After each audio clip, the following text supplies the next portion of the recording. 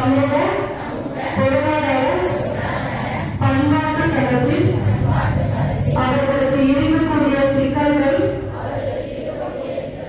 கொடுத்த விழிப்புணர்வை உருவாக்க எங்களாலான அனைத்து முயற்சிகளையும் செய்வோம் என்று உறுதி கொள்கிறோம். முழுமையாகவும் சமத்துவத்துடனும் வெற்றிகரமாகவும் மாற்றுத்திறனாளி குழந்தைகள் இங்கு எந்த பாகுபாடும் இன்றி அனைத்து உரிமைகளையும் பெற்று வாழ்வதற்குரிய பாதுகாப்பை அவர்களுக்கு அளிப்பது இன்றியமையாதது என நாங்கள் உணர்ந்திருக்கிறோம். அவர்கள் எங்கள்